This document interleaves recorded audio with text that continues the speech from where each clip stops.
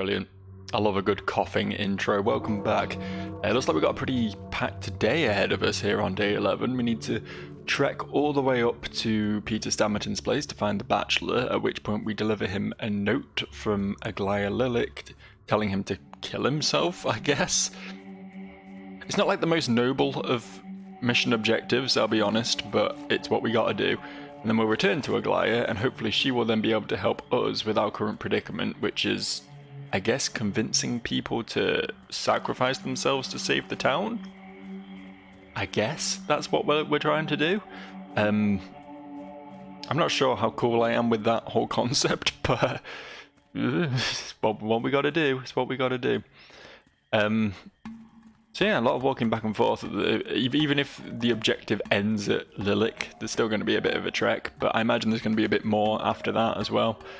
Probably have to talk to some of our bound and try and decide who's going to be the sacrifice or whatever.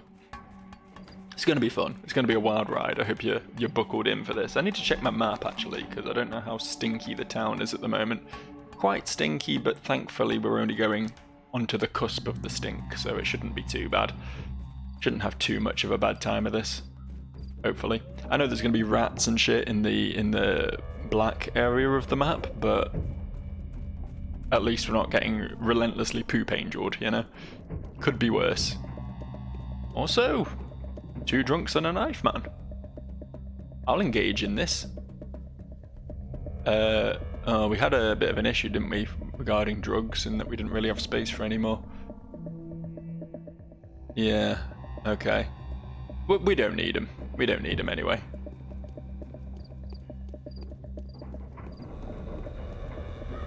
There's a rat.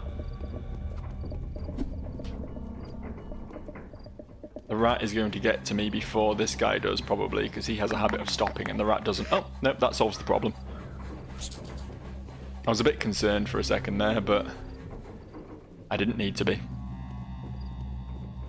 Did he just jazz hands at me? What the fuck was that? I only saw it out of the corner of my eye, but he was walking towards me and then suddenly his arms just went out. He was either jazz handsing or like squaring up to me. You know, like like when you're on a night out and a certain type of bloke decides he wants to pick a fight with you, and you know, the arms go wide, the big wide sort of aggressive bird stance, you know what I mean? Well, speaking of birds, I was taking the dog for a walk earlier, and I don't know if you've noticed, if you happen to be in the UK, but it is quite fucking cold at the moment, and the duck pond in the park I walked my dog at was completely frozen over. I encountered an entirely new sound that no one has ever witnessed before, when a huge, and I mean like probably 50 of them, I would say, flock of geese all decided to come in for a landing in the pond at the same time, and all landed clumsily and scratchily along the ice's surface. Just like 50 fairly heavy birds skidding across the ice in unison. It was a sound to behold. The sort of sound you only hear once in your life, you know. I'm annoyed I didn't record it, but I didn't really expect it. I didn't even know what was happening until they were all already dive bombing the solid ice as well. It wasn't just like one of those like thin crusts of ice you get over the top of something that you just like put a mild amount of pressure on with your toe and it cracks. It was hard, big, hard, thick ice. Girthy, you might say. So yeah, it was.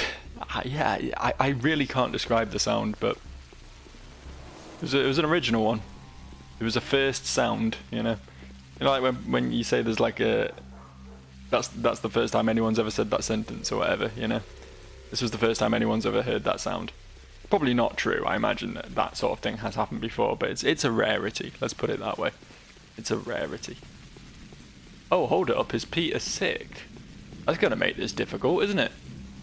That's probably why it's not marked on my map. If I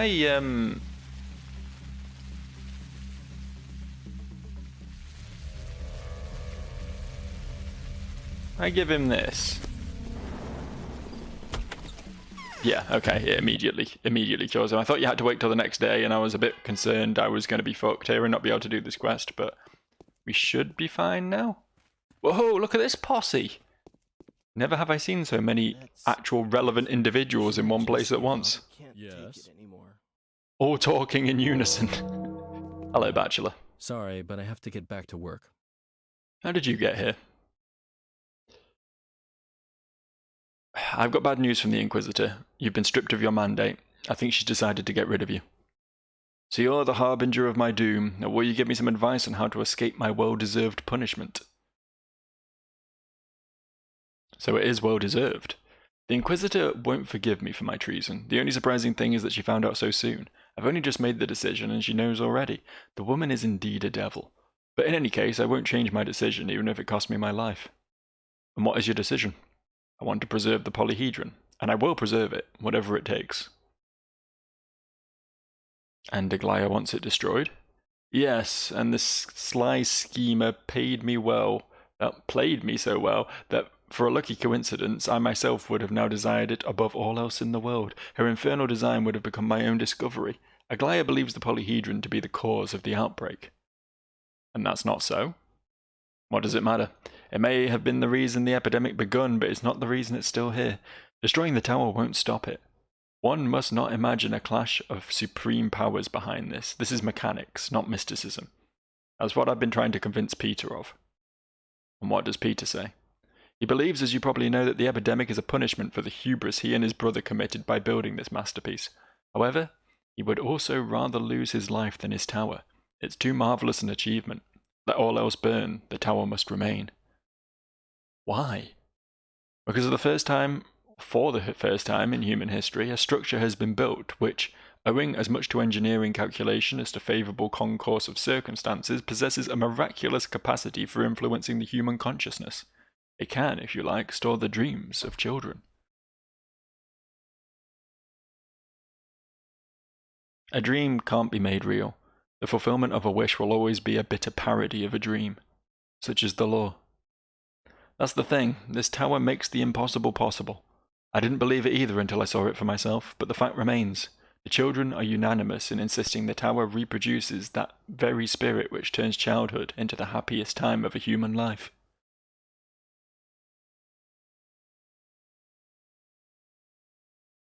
Can I not just tell him that I've spoken to the powers that be? I guess not. If it's true, it's indeed a miracle. Yes, the elusive dream worlds, the magical lands of fantasy, the first loves, the childhood games with their heroic deeds, their sieges and their charges, escapes and transfigurations. It condenses them into a nodule of energy inside itself, which, being the creation of a child's fantasy, assumes an independent existence. I can't believe it's you talking. Where's your usual skepticism? Yes, this is a dream one can come back to. A fantasy unfolding in front of your eyes, a miracle that can be touched and held. There, inside it, things that are fleeting gifts in ordinary life can be captured. A miracle can't be touched and held. It's the law. I'm asking you for postponement. I know how to preserve the polyhedron. Everything else here will have to be destroyed, but the polyhedron can be saved. Tell Aglaya you haven't found me, and I'll find arguments to convince the commander. But let the polyhedron be with a clear conscience. The epidemic won't return if the tower stands. And can you prove it to him? Give me more time, and tomorrow I'll give you a package containing arguments for the commander.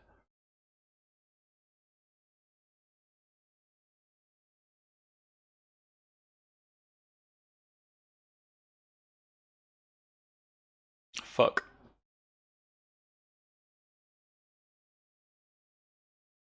I really don't want to say the second thing, but I feel like I kind of have to if I want to achieve what Aglaya's asked of me. Going back to her and saying, oh, I couldn't find him, isn't really going to get the results I desire, surely.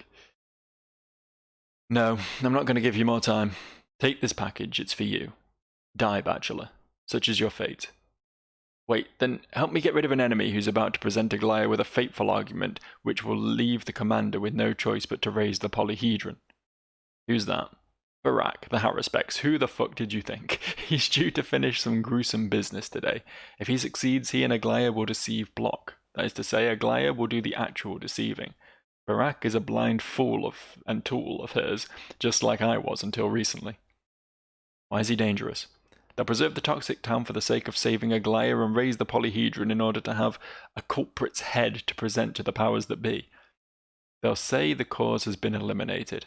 Find him and stop him. Alright, you've convinced me.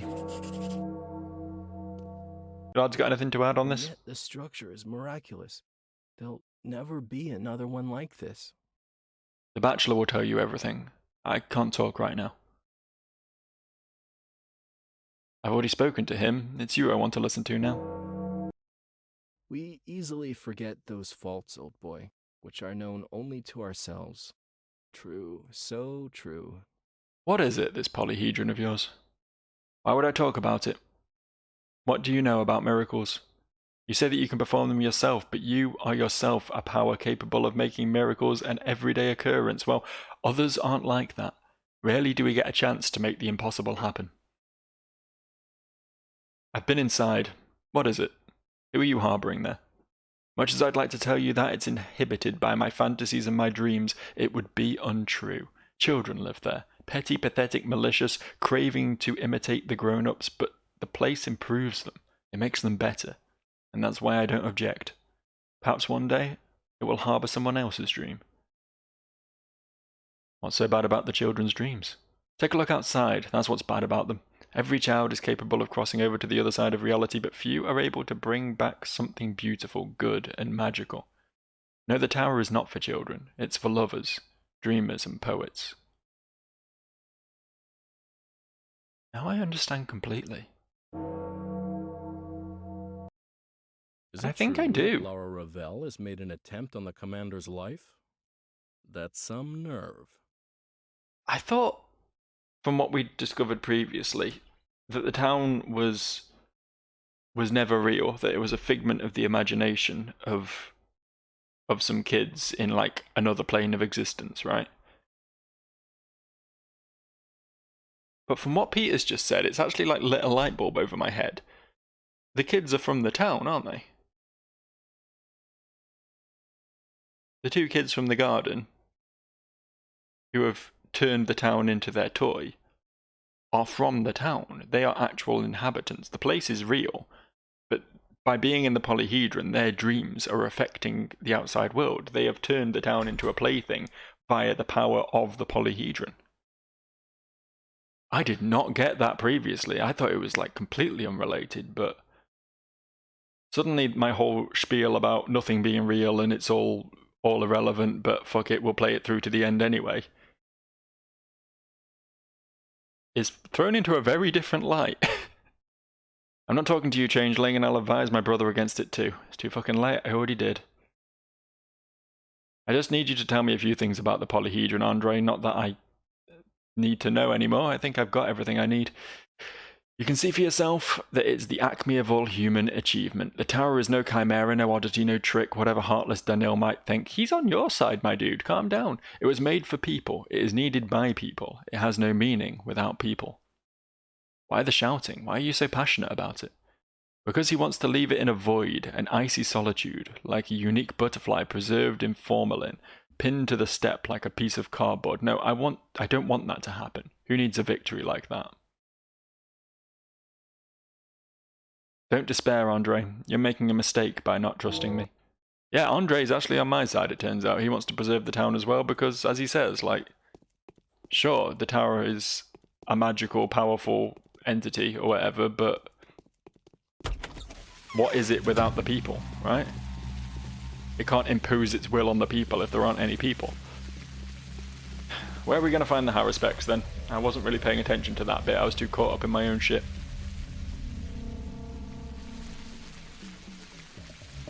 The Bachelor is willing to help me. He values these kinds of alliances dearly. It seems he has asked me to bring him Barak's head. Well, where the fuck's Barak? We can go to his usual hangout, I suppose, but there's no guarantee he'll be there. Where was he yesterday? We found him somewhere random, didn't... Oh no, he was in a house yesterday, wasn't he, of course? That's not helpful. That's not helpful at all.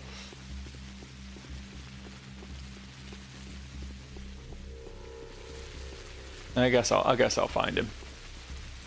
I'll find him somewhere, don't you worry. I should save, though. 'Cause that was quite interesting. Quite very interesting, in fact. I do love the way this game handles its narrative now. I was in two minds about it for a long time. I thought it was excessively cryptic, but the fact that it maintained this excessively cryptic nature, the fact that you had no fucking clue what they were talking about for the first probably 75% of the game, just means that when everything finally does all make sense, it's like, holy shit, man. It feels like logical conclusions that maybe I should have come to earlier, and it's just me that's missed out on these things. But yeah, I hadn't pieced all this together until now, and it's pretty cool that I am now piecing it all together on the penultimate day of the final campaign. Like, it's nice that it's finally all slotting together. I really didn't think I'd learn that much new from the Changelings campaign, you know.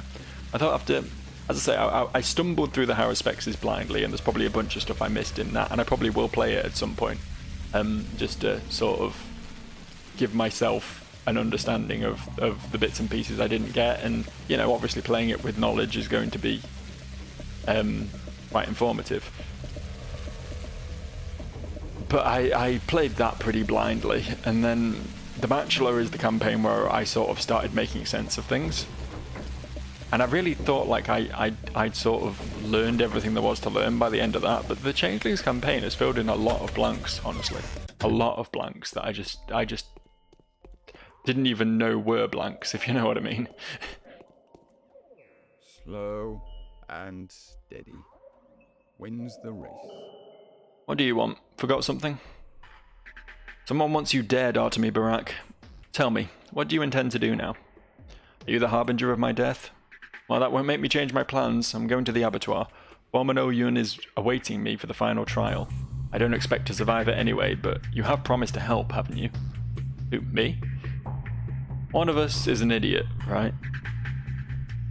I promised to help? You've just been here and said that you know what trickery the foreman has prepared for me. So it was actually the change. It was not Clara. It was the Changeling who helped Barak out in the end of his campaign. Didn't realize that. You promised you'll be waiting here when the foreman will have. You promised you'll be waiting where the foreman will have told me to go and help me defeat him. That wasn't me. Tell me what the matter is. I want to ask the foreman about the mysteries concealed in the ritual of bovine sacrifice. I feel I have no other way to access those mysteries than by taking the foreman's place. Oyun will not give up his power without a fight. We're going to fight to the death. Do you think Foreman Oyun is one of the bound? Doubtlessly. He is a bad man, isn't he? I suspect he's a double-crossing murderer and usurper. That's why I can wish death upon him with a clear conscience.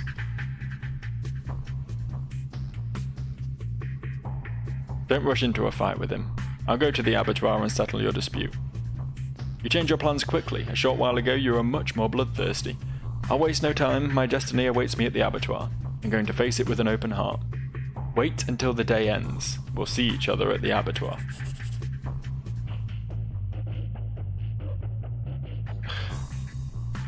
Am I going to be able to get in, do you think?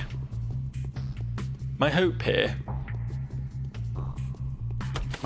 is I can kill two birds with one stone by talking Oyun into being the guy who makes the sacrifice for the town, but from what I know about Oyun, I don't think that's very likely. He's a bit of an elusive figure. Like, I didn't speak to him at all in either of the campaigns since, you know, it was only Barak's where there was any sort of interaction there. Partially from my own screw-ups, I think. I think there have been opportunities, but he's not an easy man to talk to, let's put it that way. But yeah, from what I remember about the dude, he was a bit power hungry.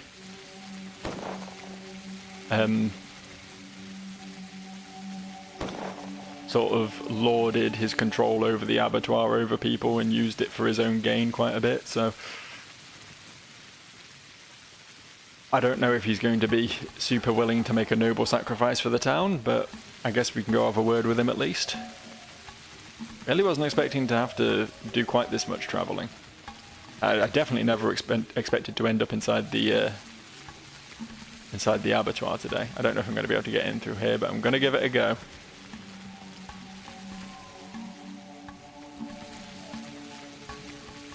That's a no then. Guess we got to go in through the other entrance. Thanks, Pathologic. These stupid force fields that cover the entrance to this place half the time. That entrance in particular, like, it's rare you can get into either of the entrances, but that southern one in particular is only actually usable like twice ever across all 3 campaigns. It's wild the way that works. Massive fucking opening, and it just straight up is disabled for most of the game. It's just there to taunt you and tempt you, I think. You're meant to see it on the regular and be like, why the fuck can I not go in there? It builds the mystery of the place, I suppose. I really hope I can get in, because if I can't, then I don't know how the hell I'm meant to do this quest. But I'll give it a go. I'll try my best. Look at that. Look at that nimble dodging. Expert gameplay. I'm gonna get killed by this dude, aren't I? Can I get in this house? That wasn't great. That wasn't great. I was trying to get in the house, but there was invisible walls everywhere. And so I got a bit Molotov'd in the spine. Apparently I'm still on like half health though, so I guess it's not too bad.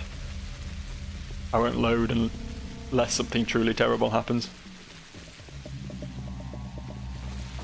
I really need to stop recording straight after I eat, man. Stifling burps for the entire recording. That one was pretty obvious, I think. I don't think I can get away with that one. I can't keep that one on the down low.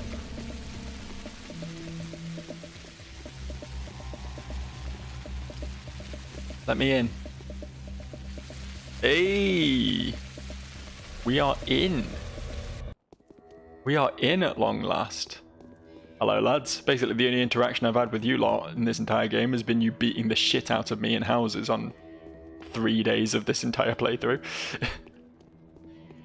That wasn't fun.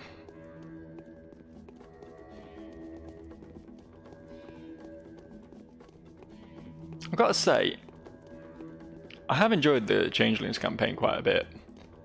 But I think my favourite one of the 3 probably has been Artemis, the first one I did. I did like how he had more of an interaction with the worms and explained them a bit more, and you know, delved into what the hell the deal with the brides is, and how Twirene works, and all that, you know. Slightly, as I say, he was still a medical professional, I guess, but he engaged in the spiritual as well, and that was pretty cool. A big hole is missing from the floor. I think it's there normally.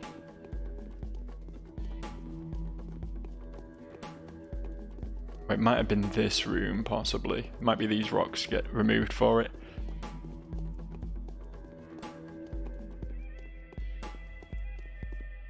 I concede to you, the mistress of the mead. Pray for me when you return to the... Speak up, I can barely hear you over the fucking music, man. Are you an emanation of Mother Bodo, whom I serve faithfully, the dark face, the 100 mouths, slowly turning her pure blind eyes in their sockets? I am the foreman of the abattoir. I come from the Oyun clan. I am a Menku who knows the lines. Who are you? It is as you said. Yes, I am her moulded cast, her harbinger, bringing justice. The hour is nigh when you shall have to bow down to me. What is this body made of? And so he does. I bow to thee, mistress. You have come to take my life, and I'm prepared to sacrifice it. Did you call me mistress? Warden Barak and Oinun Rubin have told me of your miracles. She who can turn the blood of the children of Suok into the blood of Bos Primigenius is worthy of being titled our mistress. So you're prepared to give your life? Why? If you transform my blood with your hands, I'll part without regret with the life that I have lived and tainted. Let the good that comes out of my death give a meaning to my wasted life. I wasn't expecting this. Why do you say so? I say what I say and I do what I do because I, Oyun, have failed to perform the right and to carry the burden I took upon myself. I am not worthy of living. Many among the bound would tell you the same. Many? Yes, when they have agreed to give you their blood for transformation into the panacea, the kin will help you put that blood to use. You will have at your disposal the skills of the butchers, all who know the lines, and the abattoir itself, Suok's womb. Barak will not oppose it. What makes you say they'll agree? A mistress needs not ask. They have already accepted their fate. Let them serve their lady, the mistress of the humble. If you find several of such bound, who won't resent having to give up their meaningless lives, you will create enough vital humours to keep the town alive. Do you agree? And to take and transform my blood? Yes, if such is your desire. Suok is waiting for you. Speak, mistress. You didn't kill Barak. No, I will not kill him anymore. Why? After I gave my transformed blood, he will inherit my authority over the kin. He said you told him to descend into the abyss. Was he really ready to jump into the hole? That is good. His resolve is honourable and proves him worthy of inheriting the title of foreman of the abattoir. What would have happened if he descended into the abyss? He would have died. I wanted to take his life by cunning in order to stay head of the kin. Now that I have you, transformer of blood, I see a better use for myself. Go. Yaharaspex is awaiting the verdict of his fate in the cave at the gorge. I'm going. Do I need to kill this guy? Finally, the lines did meet. The first of the fallen bound ones, the monstrous foreman who won't hesitate to give his life, has recognized the mistress of the earth in me, is willing to sacrifice himself with the possibility of a miracle. I can return to Barak now. I have freed the subterranean throne for him. Okay, that was easy enough then. I thought maybe I had to do my lay on hands thing. Yeah, this is where the hole is normally. Just give me more time. There's merely one last puzzle left to crack. The solution will save thousands. Sure it will. What are you doing here, Spirit? I've talked to the foreman. You need to hear this. He's resigning and will soon hand his powers over to you. Did you make him do it? I'm a mere instrument of fate. Why did he do it?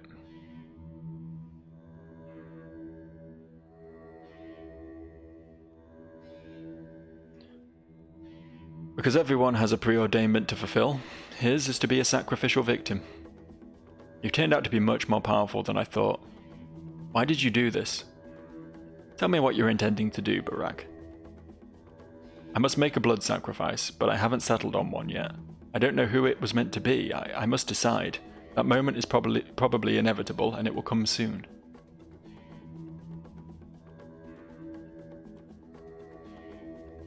Dankovsky said Aglaya and you had agreed to tear down the polyhedron. I only want one thing, and that's to heal the town. The destruction of the polyhedron was necessary, seeing as I never hoped I would defeat the foreman. But that wasn't what happened, so what now? I know how to make a panacea out of blood and herbs. The trouble is that the right blood is very rarely found in nature. You shouldn't hate this town, it's beautiful. It hasn't lost its bond with the earth. It combines incompatible things. Different eras linger in it alongside each other. There are no towns like this anymore, and there'll hardly ever be again. Take heart. I'll give you blood that is like the blood you seek. Where are you going to get it from? Ask Stark Reuben about it. Yes, that sounds true enough. I believe you. What would you have me do? Promise me that when you become the head of the king, you'll help me by creating as much panacea as will be needed to contain the disease. If this will save my town, I hereby degree. Degree?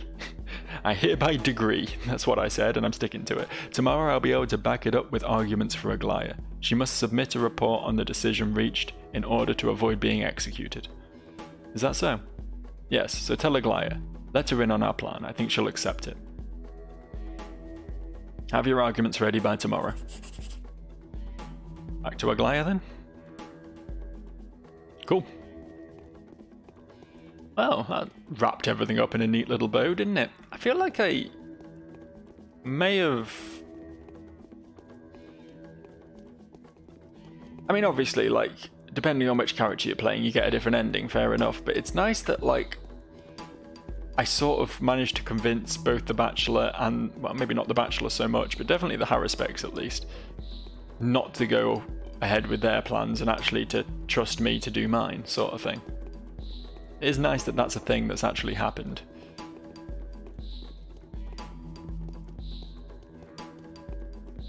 Because in the other campaigns, it was very much like all three characters enter the cathedral with their own agenda, but I definitely just got the Harrispecs on side.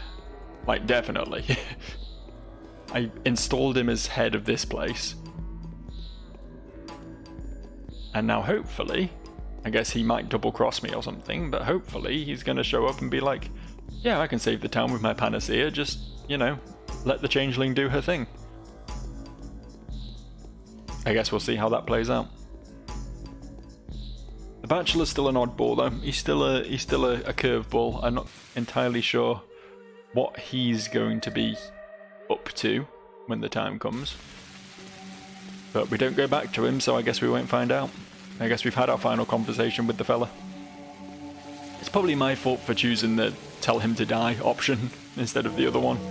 We might have been able to make peace with the lad if we picked that option, but I don't think it's really affected this quest particularly by doing that, so just the conversation we had with him specifically that was affected, I think. And I can live with that.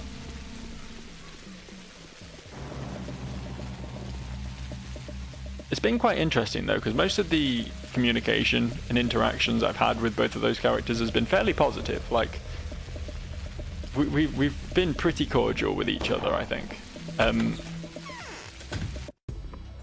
Whereas it's implied during their campaigns that the Changeling is, you know, dangerous, manipulative, and possibly insane. And that's because most of the time when you're speaking to the Changeling as the Bachelor or the Harrispecs, you're actually speaking to the sister, right?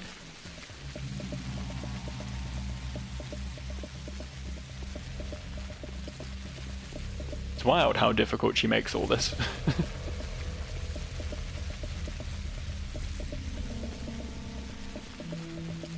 Why? I'm not fighting stuff. You can't make me. Is this a shop? What do you sell, bud? I didn't even realise I was in a shop. Oh, you're a druggy boy. I don't really need any of that, to be honest. I mean, I would have bought the med pack, but I don't have room in my inventory for it anymore. And I probably won't need it. To be fair, I probably should have used one of the ones I've got and bought another one, but I don't think it's going to be necessary at this point. I can't see me suddenly ending up in an all-out war zone. It's been relatively chill, this campaign, honestly. There have been some pretty grim sections, you know, mostly the optional objectives to talk to the Bachelor and the Harrispecs in the houses, because you get mobbed by dudes in a small enclosure, and that's pretty bad. But overall, it seems like it's been a lot more combat-light than the other two campaigns were. Feels that way, at least. Maybe I'm wrong.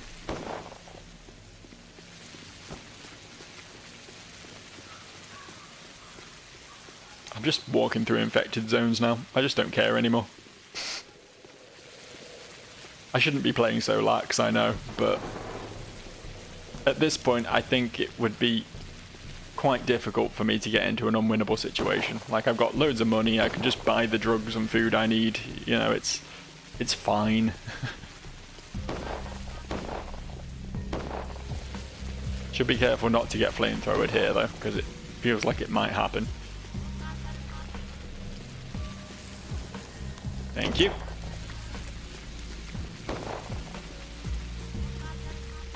Anyone getting flamethrower happy here? I'll just skirt around the edge, I think. Stay out of it.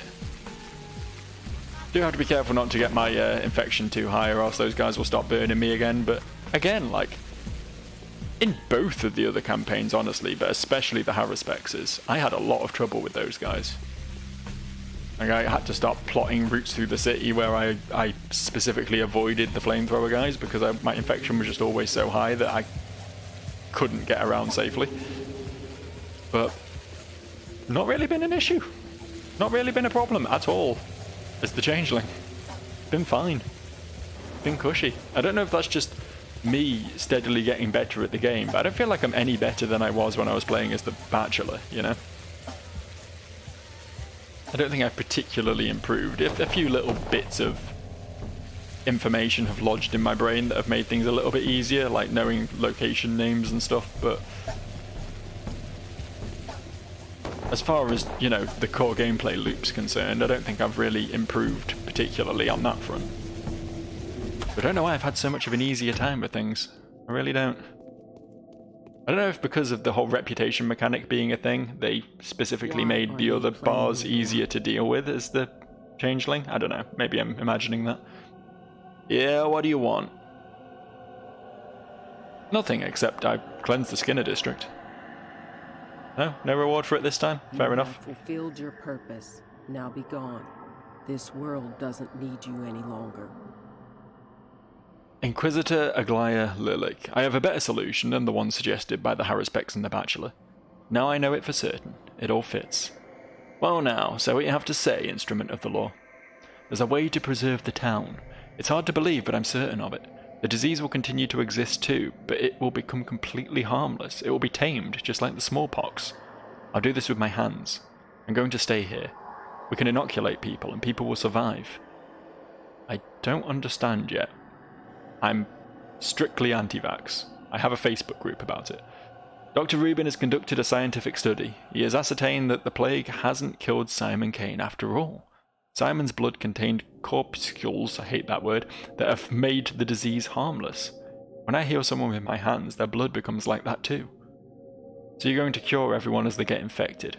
I wonder how you'll manage it with a population of many thousand at this rate of contagion, or the entire country's population if the disease escapes from the town. No, of course I won't be enough.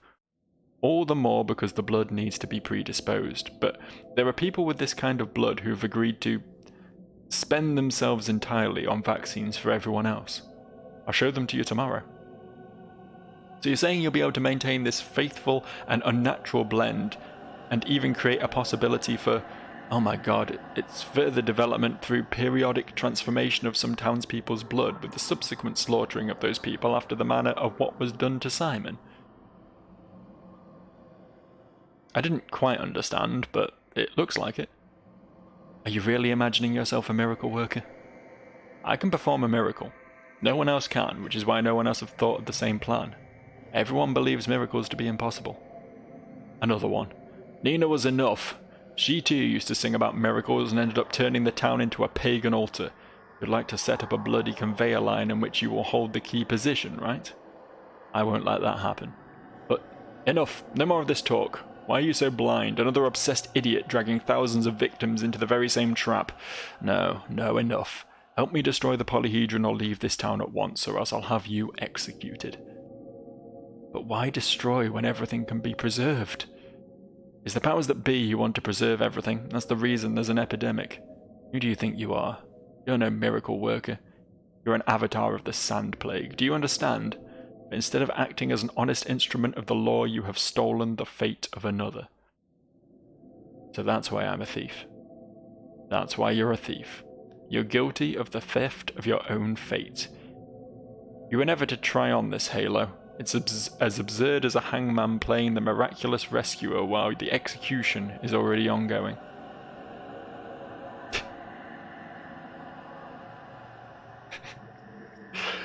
Now I understand as much as I want to say awesome. Now I understand everything. I'm giving you an hour to leave the town, you little scum. I'm banishing the plague from this place, thereby accomplishing my mission. Out. And don't you dare look for a protector. No one's going to help you now. We'll see. We'll see, Aglaya. We will fucking see. This is the end. Aglaya commands me to leave the town at once. But why? What's wrong with my strategy? Is this because my plan answers the goals of the powers that be too well? What kind of an inquisitor is she? She's nothing but a vengeful, malicious imposter. Sus noise. What can I do now but collapse at the feet of the commander and beg for protection? Well, I guess we'll go collapse at the feet of the commander and beg for protection. How hard can that be, right?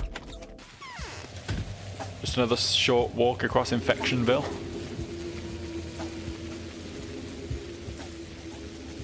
Yeah, both as... I mean, obviously she was playing me as well as she played the NPCs. Like, both as the Haruspex and the Bachelor. I thought Aglaya was ruthless and conniving, but I thought we were at least on side. I didn't realize she was just malicious, you know. I didn't realize she was just out to get me because, you know, fuck me, I guess. As the Changeling, we really do see her true colours, eh? Really do see how bad she can be. It's like, come up to her with a solution that we can prove will work, and she's just like, nah, fuck you, I'm gonna have you executed, leave. I'm sure Block will protect me. Block has randomly been like proper on side, proper pro Clara since the first moment I met him for some reason. I'm not complaining, but it is a little bit weird. He's just straight up like president of the Changeling fan club. Is that? That was a stationary one, okay. You can just scooch around that then.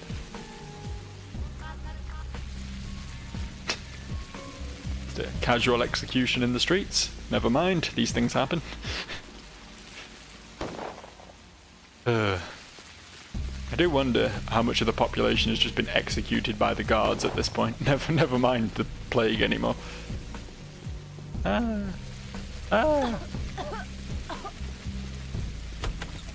need to deal with that now.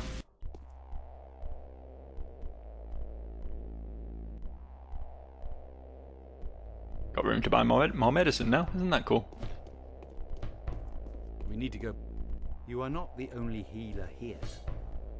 Why are you here? The Inquisitor has ordered me to leave the town before the end of today. Why on earth did she do that? I've come up with a way to keep this town intact. All three of its parts, all three towns, the town of the beasts, the town of the men, and the town of the children. But she said that as long as she's alive, that won't happen. And no surprise, so you've defied her plans. I think I have. She's bent on destroying the polyhedron. Yes. And the Bachelor was going to rescue this architect precisely in order to find out whether the tower's brittle groundwork could withstand the bombardment if we had to level the residential areas. I know a way to preserve the town, but I need more time. A day at the very least. Indeed. This once again confirms that I was right about you. This is how a divine messenger would behave. I am your protector. Tell me what you want. I know a number of people who have already resigned to their impending death. They even believe they deserve it.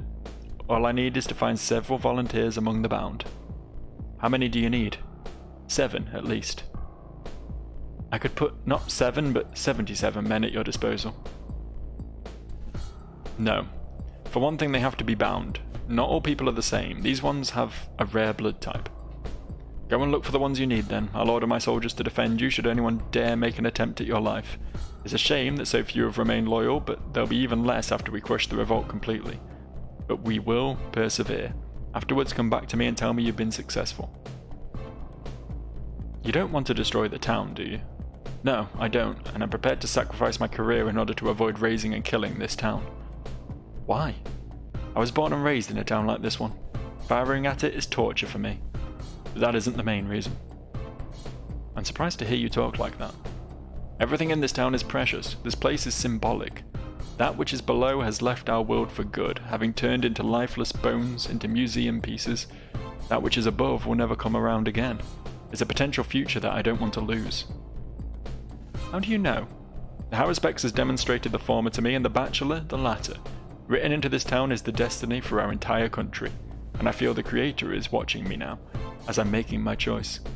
The part I am to play in the fate of this town will have an effect on the part I am to play for the fate of our country. Everything will be alright. I think I know who the people I need to go speak to are. Final journey is ahead. It's time to reap what was sown. The foreman is the first sacrifices. 6 more are needed. 7 sinners will be enough to save the town. Yulia, Grief, Rubin, Aspati, Yulia, Anna, Alexander, Katerina, Lara. Okay, that's like 9. That's more than I thought. It's clearly not all my bound then. So who? So who? I'm not going to have a lot of time to do this. Well, I guess what I'll do... I've saved here. Next time, because we're finishing now. Don't get me wrong, we're finishing now. But next time, we're just going to have to do some rounds, I guess. I think there's people who are likely. I think the Sabarovs are going to be good choices. I think maybe Maria will offer herself, or at least the other Canes. I really thought it was just going to be my bound, but I think it's going to be specific people. Vlad the Younger as well, I think was willing to... He felt a lot of guilt about all this and was willing to make some sort of sacrifice. I don't know. Anna Angel as well, I think, probably feels... In fact, a lot of the characters at this point, it's become a bit of a pattern that a lot of them are a little bit grief-stricken for their past choices in life. Probably not the children so much, but a lot of the others. Ruben for sure. Yeah, I guess we're just gonna have to go around and start talking to people. I'll probably start with Lara and Yulia, just because they are my bound and they are nearby, and then head to the Sabarovs. And if all four of them agree, then it probably is just going to be pick 6 of your bound sort of deal. I don't know.